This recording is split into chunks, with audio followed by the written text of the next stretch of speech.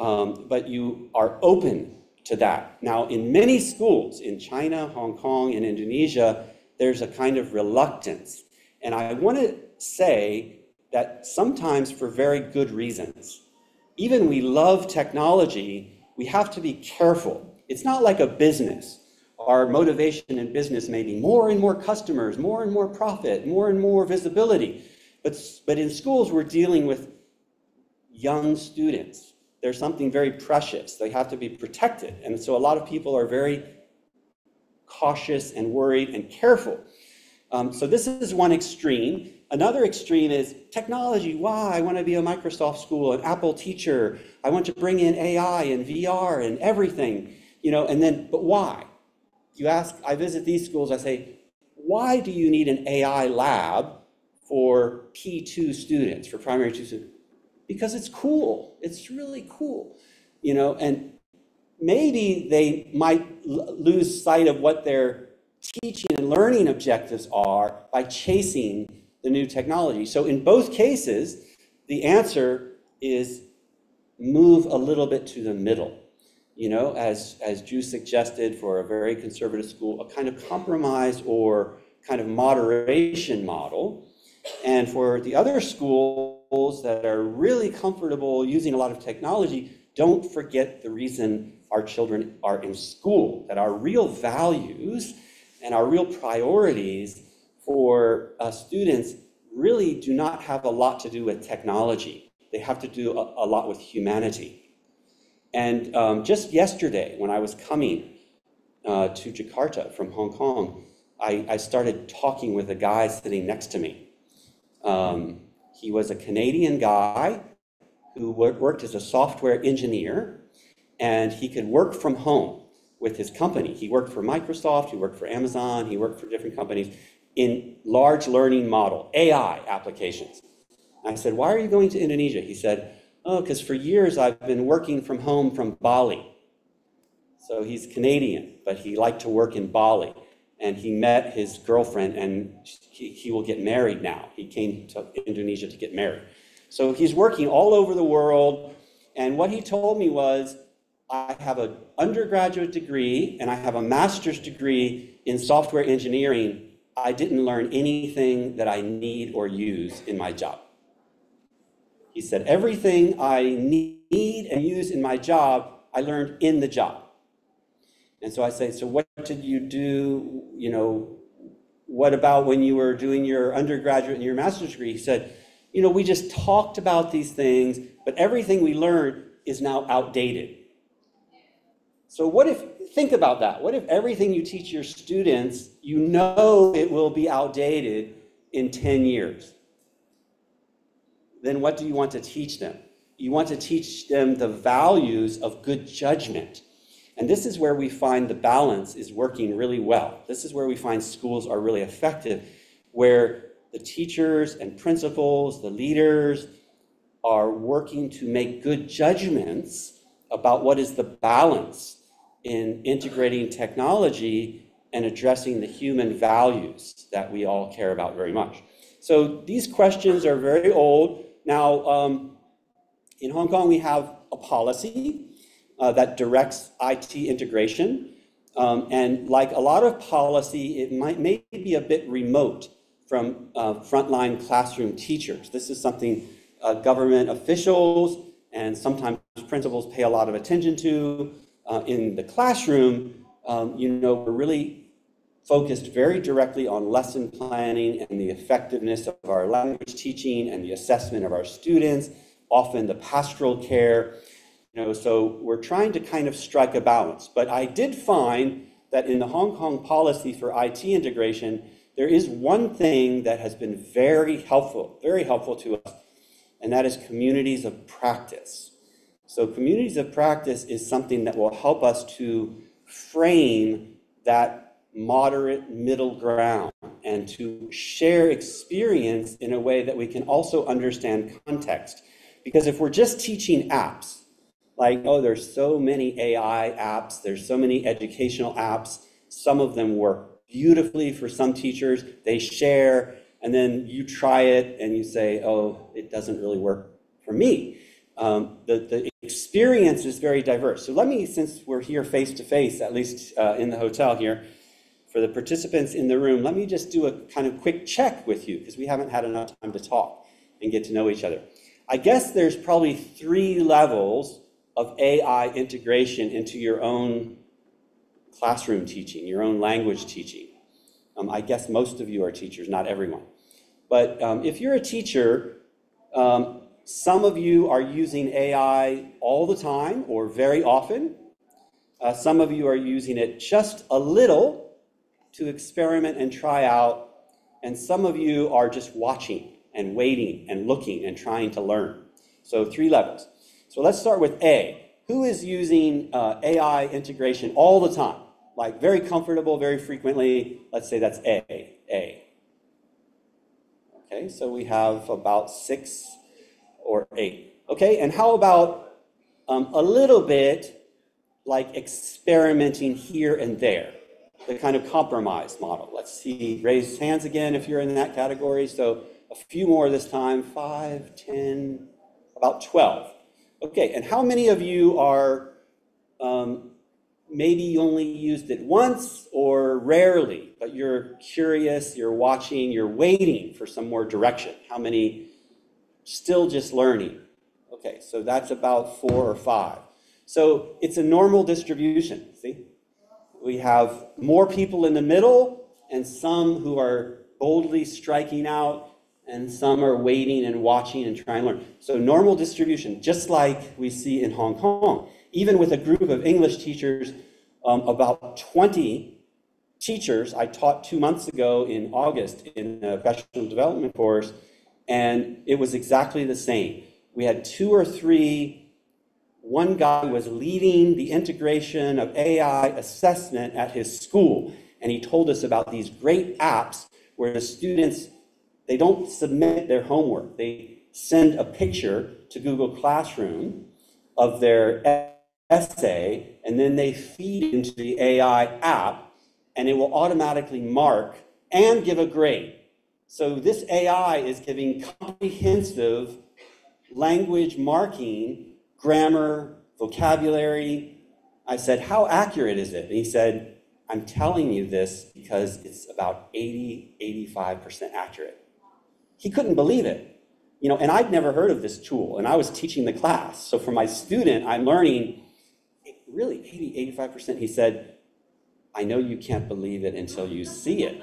He said, even my teachers in the English panel, they said, oh, it'll be so troublesome to have to upload everyone's essays. He said, no, the students do it. They submit it to Google Classroom, and it will be automatically integrated into the app. And he said, yeah, of course, I have to check it to double check the grade and the marking. He said, but it saves me many hours every day. For traditional teaching and learning, see, this is one of the points. The teaching and learning hasn't changed. They're still teaching the writing exactly the same as they did before. It's the assessment and feedback which has changed. So that is in one class of about 20 teachers. And in the same class, we had 2 or 3 teachers who said, I never tried anything. I never logged into ChatGPT. I said, you're going to do it right now. You're going to check it out. So for my part, as a teacher educator, one of the things that I was interested in is before we get to the classroom, like teaching the students and giving them some kind of apps for interface, what about your planning? So if you look at teachers' time spent, okay, here it is. So if you, this is from a EdTech report. The data is from Canada, Singapore, just one in Asia, UK, and United States. But I think it roughly approximates a primary and secondary school teacher's time. About 40 or 50 hours would not be, I mean, it's a lot, but it would not be extraordinary for an average teacher.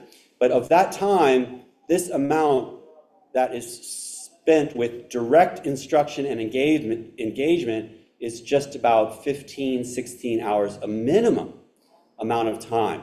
So one of the things I was really interested in is, what if ChatGPT was my teacher assistant? How good is it? How effective could it be? So for those of you who haven't tried it out as much, I wanted to hire an AI assistant, and I went to the most famous ChatGPT. So let's see what kind of assistance ChatGPT can provide. I'm just going to go through this very quickly. I asked it all kinds of questions that I might ask a human assistant to help me prepare for a lesson. So generating text, choosing an appropriate text, no problem. Grade 4, a story. I said, okay, my students are very strong, maybe P5 now. Take the same story, make it longer, no problem. 2 seconds.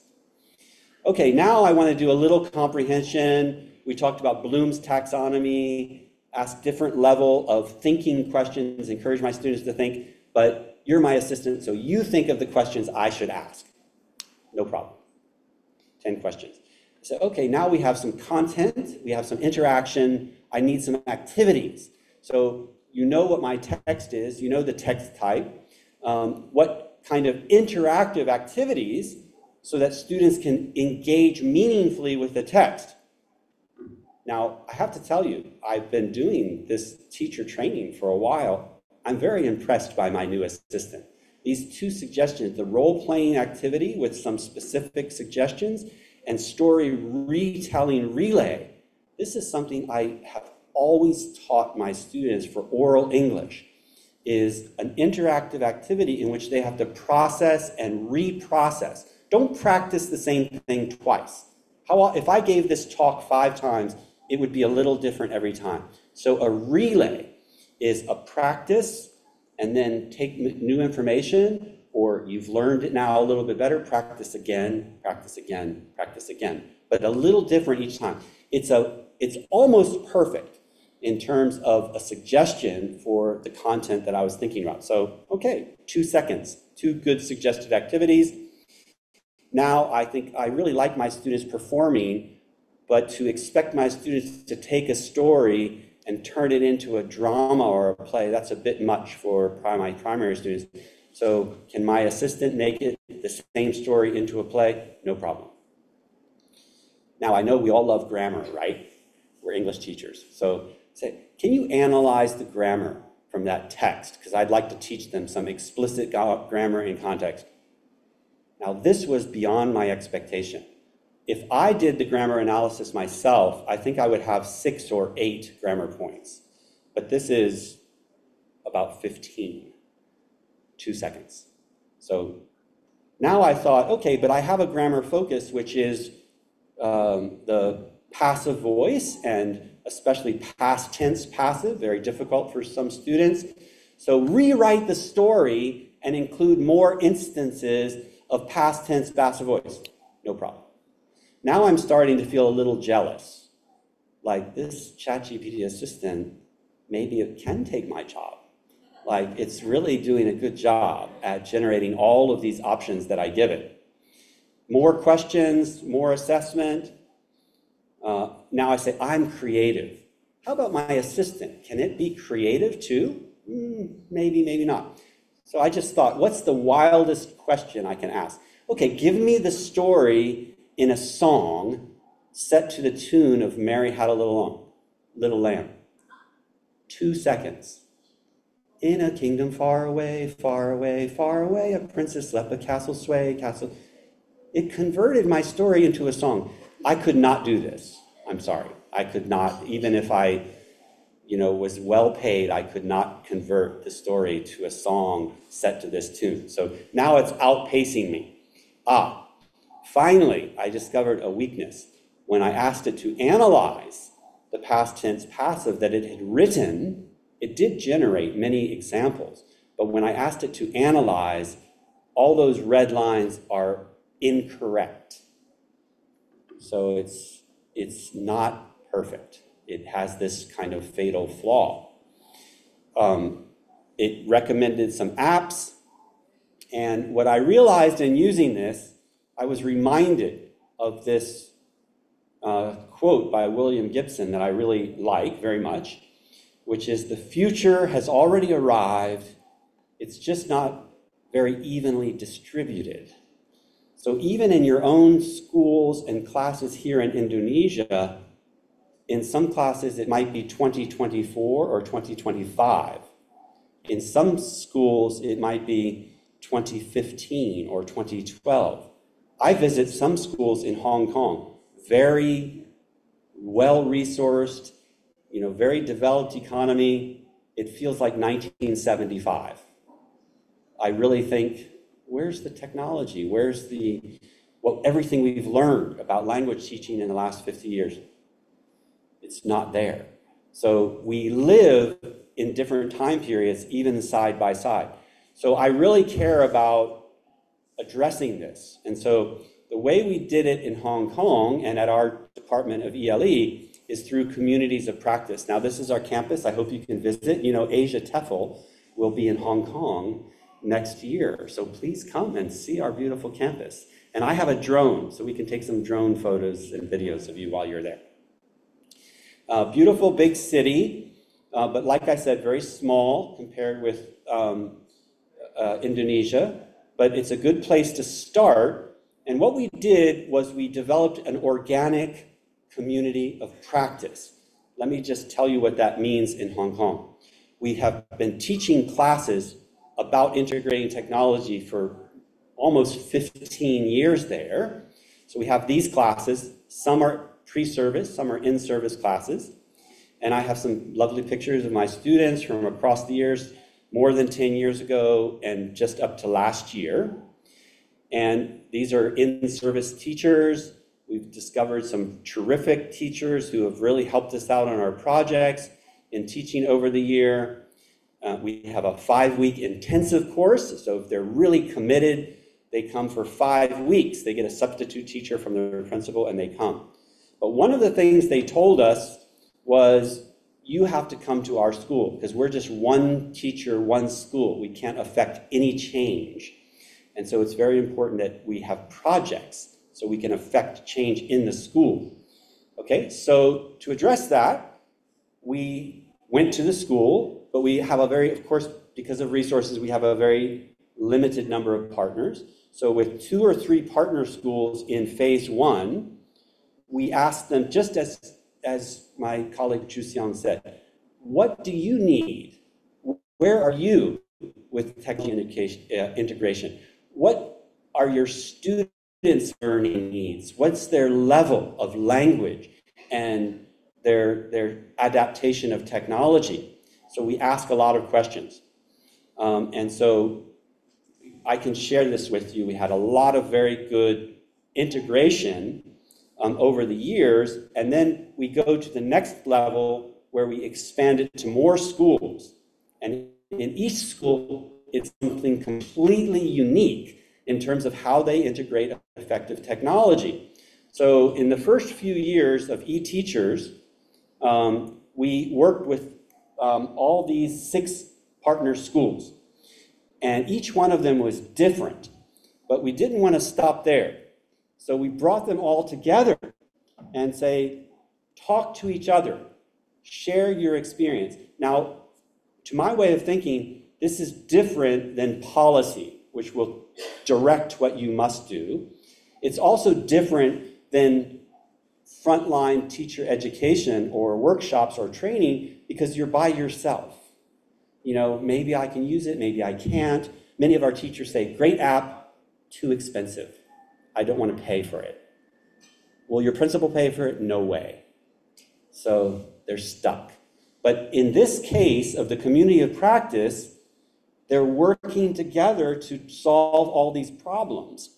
And so it's not just an isolated teacher, and it's not policy which is divorced, completely divorced from the context. So we get them together, and this was pre-pandemic. So 2018, we were all sitting together, and 2019, we could still sit together, and then 2020 and 2021, go back to 2020. We did this straight through the pandemic, 2020, 2021. I've got a lot of lag, so trust me, I'm at 2021 now. Yeah. So 2021, you see some familiar faces here. There's Ju Xiang there. And I noticed something really beautiful, which although the context of integrating technology in Hong Kong was changing every year, pre-pandemic, pandemic, post-pandemic, AI, every year we had a community that's ready to talk about it. And so it didn't take years of planning, years of trial, years of project, years of research. The community of practice exists right now. And we can say, what are you facing? What are your needs? What are you doing? Come and talk about it. So I think some of you may have attended our roundtables. And to make it, we do have face-to-face, just like this. But to make it more long-lasting and to provide a really good resource for all Hong Kong and international teachers, we moved everything online. So this is called eteachers.online. And we were like marketing in business. The name of the community of practice is also our URL, our address. So if you just know eTeachers online, eteachers.online, you can find us online, and here we have a place for training, sharing, rewarding good teachers with recognition and certificates, and exchanging materials and talks.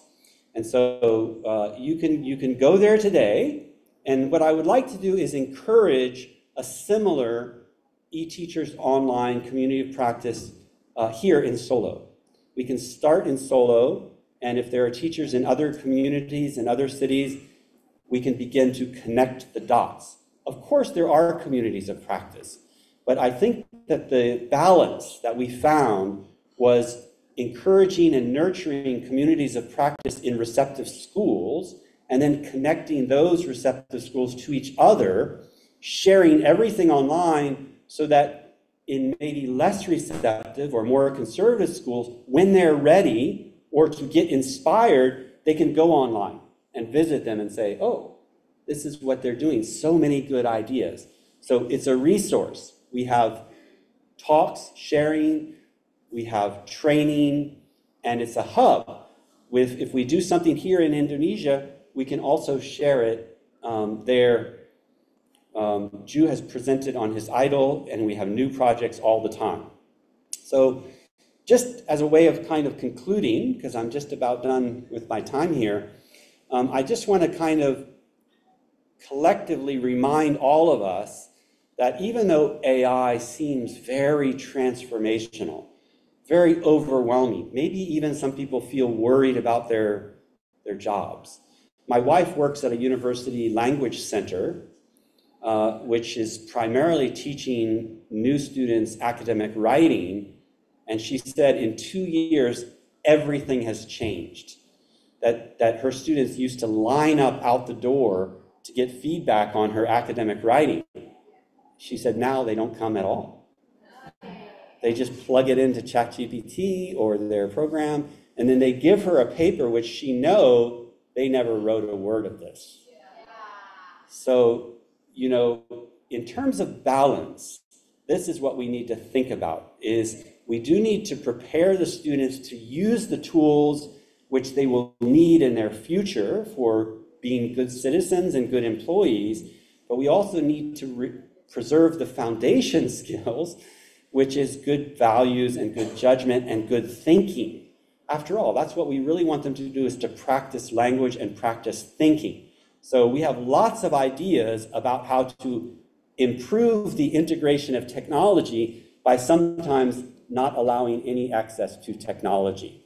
So there's these kind of paradoxes. You know, Jonathan Haidt is an American psychologist, and he's getting a lot of press. I don't know if you've heard his talks or he's getting a lot of attention in the United States because he's a very progressive thinker, but he said, no devices in school until they're 15 years old. He's really shocked people. He said, even a little bit of use is too risky. And he associates overuse of technology with mental health issues. So we go back to the word I used at the beginning. We do have to find the right balance. And what is the balance? No policymaker can tell you the balance. No researcher can tell you the balance. I can't come from Hong Kong and tell you the balance. We have to discover the balance in each and every school and each and every classroom. And the way we do that is experience sharing. So thank you very much for inviting me here today, and thank you very much for opening your classrooms. We really appreciate it. Thank you.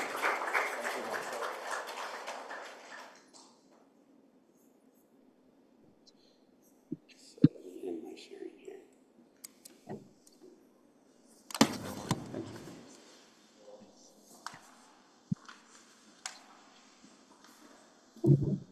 Thank you, Dr. Taylor.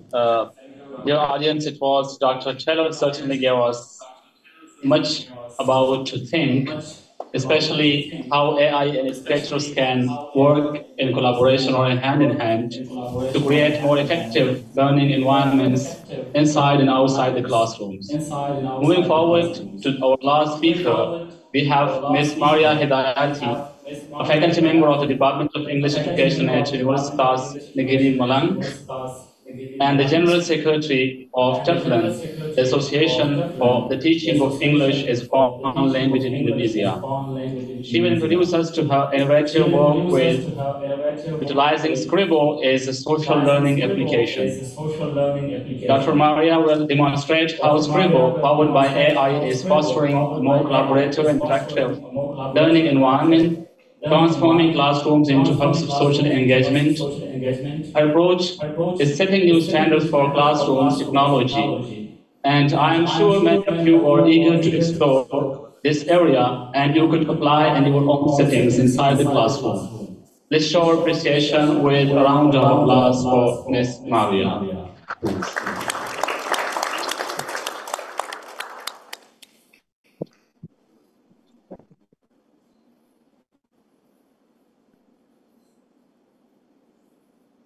Good afternoon, everyone. Can everyone hear my voice? Is my voice audible?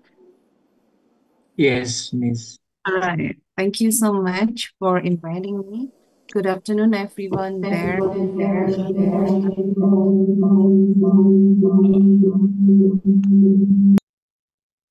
Right. Thank you. I think everyone agrees that Dr. Tyler gave us a lot of insights on how AI generated tools can help us as teachers and to assist our job in teaching and also in the process of learning itself. Now let me, what is it? A kind of sharing. Let me share my experiences using one of AI digital tools. And also thank you for the warm introduction, Dr. Wakas, I believe. Dr. Amin. Yes, my sharing session basically will be about this. So I'm going to share a little bit on the online platforms that I know. And I believe every one of you is familiar to these types of online platforms that are available outside. And then about Scribble and a little bit about my study related to Scribble. Do you know this? I bet every one of you are users of this. So if you look at this, are you users of Facebook, Instagram, Twitter now is X, WhatsApp? Yes. Yes, of course, right. So I believe I think you are familiar to these types of online platform. They are available and easily accessed. What about this? Do you know in Instructure, Google Classroom, Udemy, Moodle, and Blackboard? Yes. Do you use this for your teaching and learning activities? We do use Yes. Google Which Classroom. one? Google Classroom, right. I Google think, Classroom mostly. okay, right. What about this? Dr. Taylor just mentioned that we can use ChatGPT. We can utilize ChatGPT to help us, to assist us in teaching. And what about others? Are you familiar with Success Maker, English Lab, Google Assistant, Rosetta Stone, Speech Ace? Any one of you are familiar with this? Maybe with ChatGPT and Scribble. And Scribble. Okay, so anyone is familiar with Scribble.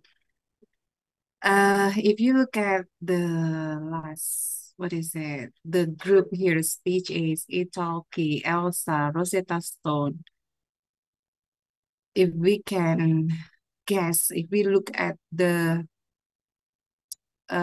name, we can just assume that these are AI, powerful AI digital tools that help us learners to improve our speaking. Yeah. So there are three groups. Yeah, there are three groups. Probably anyone can share. Do you find something different about these three groups? So at the beginning, we have Facebook, we have Twitter, we have WhatsApp, and those things. And then the second one, we have Google Classroom and things. Those are something that we can find easily on the internet.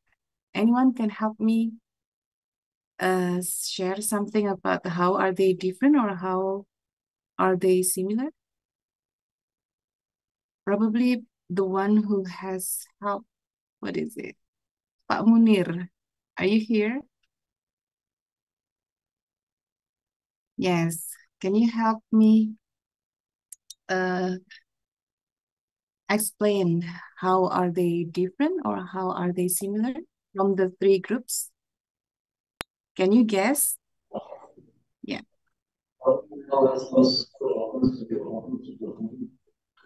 You always use what? YouTube. So, I wanna in so one you term. are one of the creators, right? Just like Prof. Ali, Yeah, the I want one, to say I something think he is in from Zoom. on site. Okay, thank you. Right. From those three groups, I believe that we can find some similarity in terms of they are available on the internet and they, what is it? The internet has become the sources that provides us with access, and these advancements and these changes are undoubtedly rapid and feasible if only we know how and what, just like what Dr. Taylor has pointed out in the beginning. Even though at times we have some problems in understanding the reasons why. And these platforms play a significant role to facilitate the way we communicate, the way we share information, the way we can keep contact with other people. And I believe that this platform, apart from the disadvantages that it may have, it, like it or not, digital technologies have become an integral part of our everyday life. And of course, it changed the way we look for information and the way we communicate and behave. Do you agree with this? Yes, ma'am. Hopefully you agree with me. Yes. Okay. And those are somehow I found that the similarities between those three platforms, but in terms of its function, in terms of its features, those three groups are different in the way we, in the way it is designed, in the way that the objective of the platforms are made for us, and the way the features are available in each group. If we look at the first group, we can call it as its social media platforms. It has its function, it has its purpose that probably has is different from learning management systems, as we can find in the second group. Meanwhile, the third group, it has additional feature, that is AI. So it is AI powered platform, which I believe the ChatGPT is free, but it has different different facilities compared to the paid one. Yes, monetization may become one of the problems in case we want to access those platforms. So how are they different? Social media platforms, of course, when we use Facebook, when we use Instagram, when we use YouTube, we want to connect people, to interact socially, and also to share content, just like Pak Munir has mentioned that he is a YouTuber. Of course, you have something that you want to share to the audience or to the viewers in this case. Meanwhile, the second group is a learning management system. We have educational content and courses. And this content and courses is structured in such a way so that the users or the learners may help their learning activities, and also they can improve something that they can get from the content and the courses. And an additional features on the use of AI, this is something that can help us, that can reduce our task, our load as teachers, because by using AI powered tools, we can have automatic tasks. There is a kind of personalized learning experiences that sometimes we as a physical teachers, please sorry for my term, when we are in the classroom, even though we have differentiated instructions, but at times having or meeting a lot of students in the classroom, we have problems in spotting what kind of treatment that we can give to the students so that it becomes personalized learning experiences. And with these tools, the AI can give feedback based on what the learners have problems with. And using AI-powered tools, they can offer insights through data analysis and machine learning. Hopefully you agree with me with this one. And here are some common features that we may have. For the social media, I think we all agree that in YouTube, in Facebook, in Instagram, we always have user profiles. So the content provided by Pak Munir will be different from the content provided by Pak Ali, because basically it's the content and the information that we want to share is absolutely based on what expert that we have. Social media has newsfeed. It has groups and communities. We have just like teacher voices in Facebook. It has become communities, and also some trending topics that we may have. Meanwhile, in learning management system, you will see that the platform is adjusted or is adapted based on whose rules you are, what roles you have, whether you are the instructor or the learner, because each role has its own task, has its own access. Just like what you see in Google Classroom, the teacher dashboard will be different from the learner dashboard. And because this is learning management system, it usually has assessment tools and the analytics. The analytics here really help us to see or to point out easily on the result of the assessment. And it is also possible that LMS has discussion forums. Meanwhile, the third group, the one that we have like Scribble, the one that I'm going to share today, it has a personalization. So it is personalized based on the users, it is automatic and it has speech recognition, and the feedback can be just within the nick of time. The students can just easily access what they are lacking and what they can be done to improve their learning. Right. Any question? No. Because the topic today is about AI, I'm going to take some definition by focusing on what AI powered tools.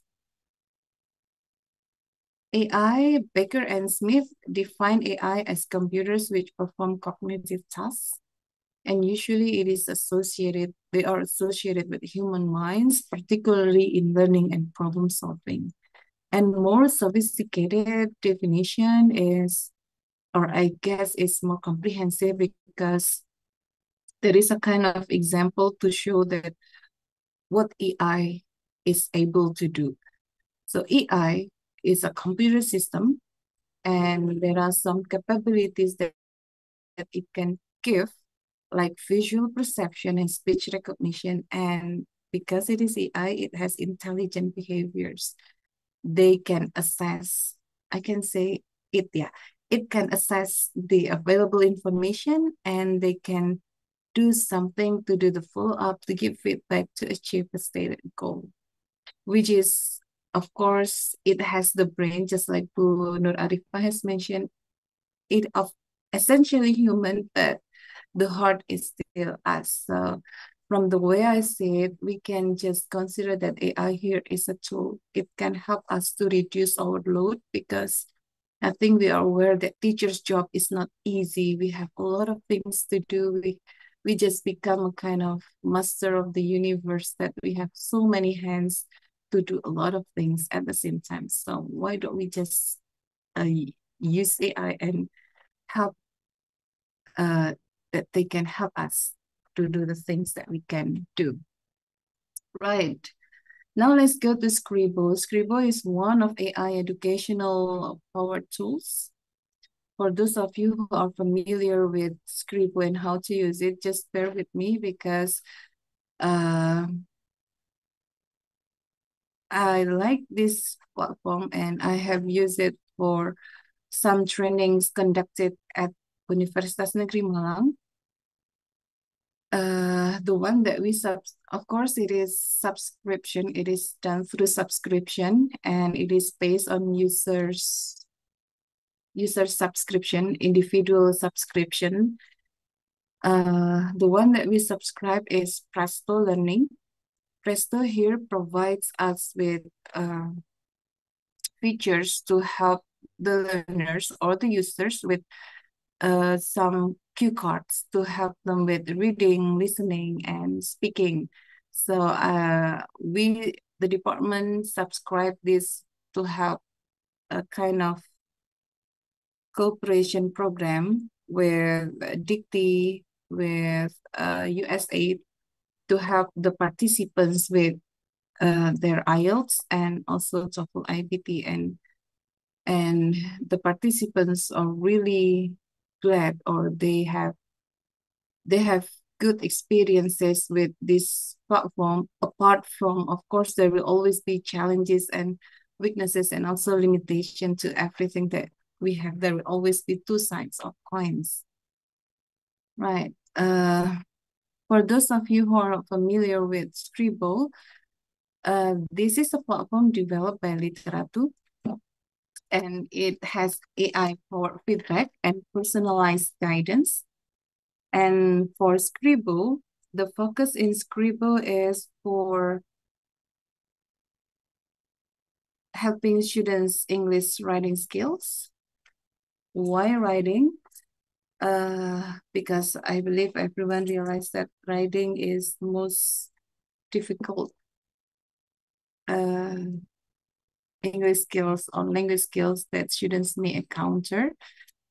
And the thing that we usually find during writing activities, not only in regular courses like essay writing, argumentative writing, or anything, in IELTS, the tutor or the facilitator, they are grateful with this platform because it can reduce their time in giving feedback. So by looking at the instant and actionable feedback on student writing, the facilitator can add something, giving personal touch, giving the hard aspects that Scribble cannot provide. That's why the platform helps teachers reduce grading time by automating the feedback process. So here is an example of Scribble that we currently have. This is, if you're familiar with IELTS, this is IELTS +1. So I'm going to show you the feedback provided through Scribble. If you look at this one, usually the activities in IELTS writing, the participants write in a piece of paper, and they will manually count the words. And counting the words are probably not everyone really fond of. So this one, by using Scribble, they can just easily spot on the number of words that they have produced during the writing session. So this is IELTS writing task 1. They have to write at least 150 words. If you look at this one, this particular participants wrote 236 words. Yeah, right. So this is an example of feedback provided by Scribble, something that usually us as teachers may not easily, may not be comprehensive enough for the learners, because somehow during my teaching career and activities, giving feedback is not easy. Giving feedback not only in writing but also in speaking, because they are quite subjective, and we cannot just easily see whether it is A, B, C, D, something that is a lot easier to grade. But giving feedback to students writing or students speaking is not easy. And the overall feedback, like this one, so the feedback provided by Scribble consists of task completion, language conventions, word choice, and writing suggestions, just like this one. And in addition to previous feedback, we also, Scribble also provides some comments related to grammar and keywords provided by the tutor. Some feedback also look at the cohesive aspect of the writing, the use of what do you call this? Grammar, range, and accuracy. So these particular participants have used too many simple sentences. If you are familiar with IELTS, students or participants or the test takers need to have quite wide range of grammar, including how they formulate or how they structure their sentences. And then also vocabulary. And this one is the feedback by paragraph. So this really helps teachers to point out or to give more comprehensive feedback related to how the participants wrote their paragraph. And this one is the feedback by paragraph. It's a continuation of the previous writing product. Right. And this is a little bit about what I can find or what I can share to you all about the platform. And now, based on this use of platform, my previous study was related to the use of Scribble.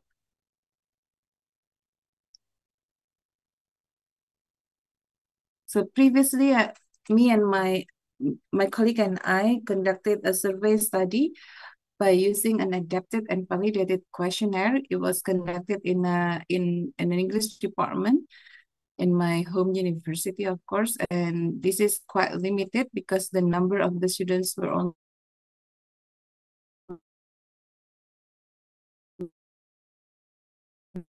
34, and the participants took.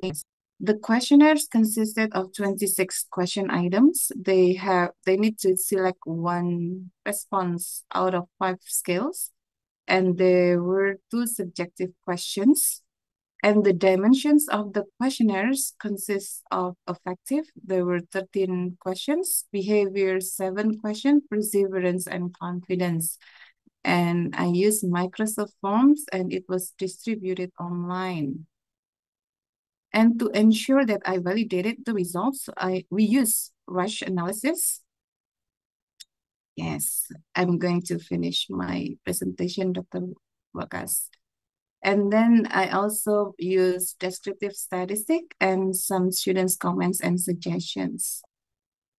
This is the questionnaire. So basically the content of the questionnaire, when we ask questions related to affective, it was more about the individual's feelings towards people and using objects, and the behavior, it aimed to use objects or act in a particular situation, and their perseverance and confidence toward scribo, of course. And this is the result of the rush analysis. So as you can see here, the focus in conducting rush analysis on the in-fit and separation and reliability, just like the red square there. And the descriptive statistic here, I look for as Cronbach alpha is 0.53. And it means that the in-fit and out-fit indicate that the items fit rush model. It shows the reliability of person and separation. So the participants are homogeneous. And the item reliability and separation show that there were almost 5 levels of item difficulty regarding the questions in the questionnaire. And the moderate Cronbach alpha, I think it is acceptable. Right, and these are the participants' qualitative responses are focusing more on the benefits. If you can see here, the benefits on the writing skills are like this. So they know how to select and use academic words, how to improve their grammar, and more on the choice of appropriate words. Once again, when we decide to use platform, there will always be challenges. And here, one of the challenges that the students encounter are related to the internet access. And because of the new features, they are not used to how to use the platform. So the adjustment and the adaptation on the platform really takes time. I come to the conclusion, hopefully is okay, everyone seems like to be busy with getting the certificate. So there are technological tools available that can help us to improve our teaching and learning processes. And it's our job to have a new way of looking at teaching that can maximize our learning. And this learning activity needs to be integrated with appropriate pedagogical models and infrastructure. And I admit there will always be some limitation in terms of flexibility, autonomy, and interaction. Hopefully that's the conclusion. The conclusion. Right, everyone. The conclusion will sum up my presentation.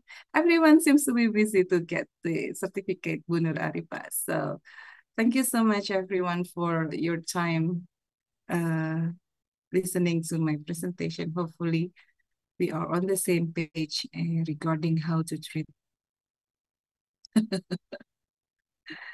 Right. All right, Dr. Wakas, I'll give it back to you. The ball is to you. Thank you so much.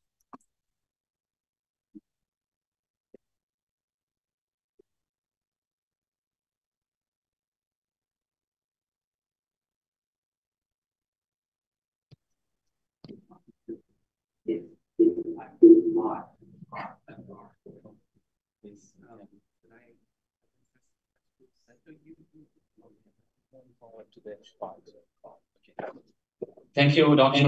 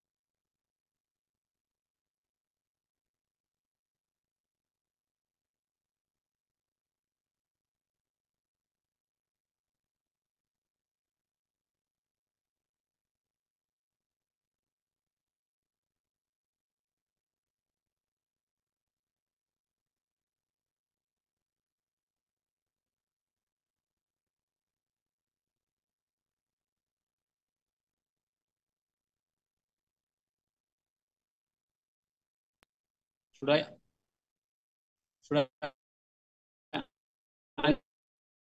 unmute?